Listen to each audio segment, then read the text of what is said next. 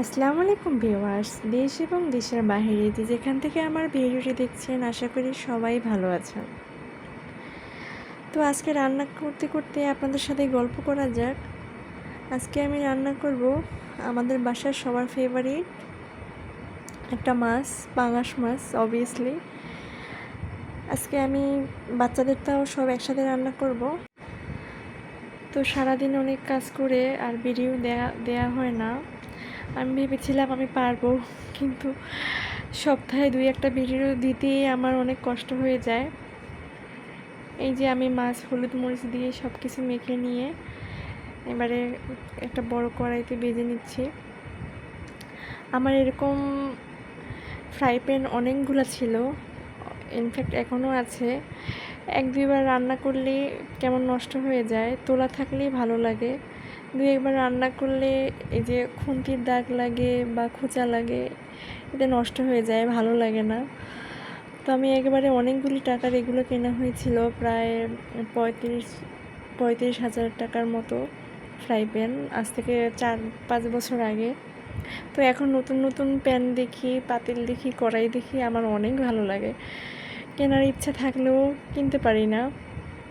তো আমি আপনাদের বলবো, এই যে ফ্রাই প্যানে অবশ্যই ননস্টিক কেউ কিনবেন না, কারণ এগুলো একদমই ভালো হয় না, কয়েকদিন ইউজ করলে নষ্ট হয়ে যায়।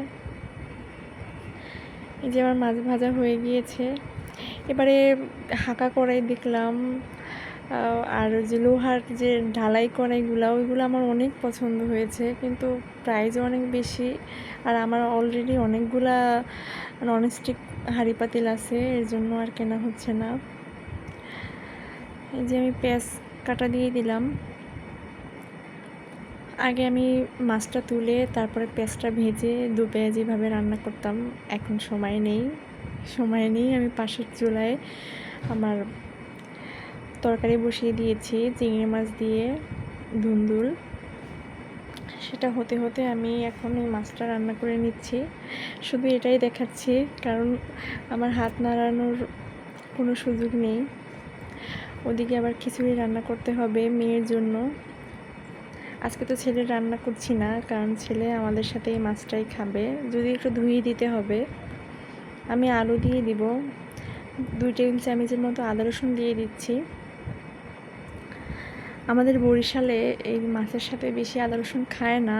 আমরা আগে আম্মাকে দেখতাম উনি পাঙাশ মাছেও আদা রসুন দিত না। তো আমি ঢাকায় আসার পরে মোটামুটি এই যে চাষের মাছগুলায় বা রুই মাছে, এগুলো আমি আদা রসুন দিয়ে রান্না করি।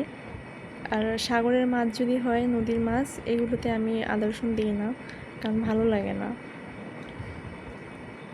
প্রায় কষানো হয়ে গেছে, এবার আমি ঝোলের পানিটা দিয়ে দিব। আলুগুলো উল্টে নিচ্ছি।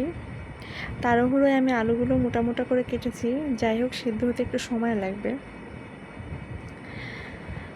ওই দিন ওর বাবা একটা 3 কেজির মতো পাঙাশ মাছ এনেছে। তো মাছটার উপরের চামড়াটা যারা মাছ কাটেন ওরা ছিলে দিয়েছে। আমি জানি না কেন, ওর বাবা বুঝতে পারেনি, কারণ এটা থাকলে মাছটা ভাজতে সুবিধা হয়।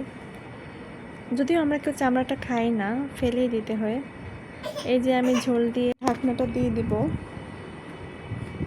20 মিনিট পরে আমার রান্নাটা হয়ে এসেছে। আমি এবার চুলাটা অফ করে দিব। পাতিলের হিটে বা চুলার হিটে ঝোলটা আমার টেনে যাবে। কিছুক্ষণ পরে আমি দেখাচ্ছি কেমন হয়।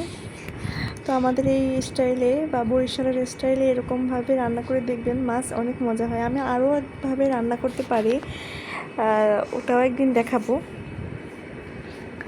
এই যে আমার রান্নাটা হয়ে এসেছে, আমি চুলাটা অফ করে দিয়েছি। এই যে খাওয়াটা শেয়ার করলাম না। তো আমার ভিডিওটি ভালো লাগলে চ্যানেলটি অবশ্যই সাবস্ক্রাইব করুন। ধন্যবাদ।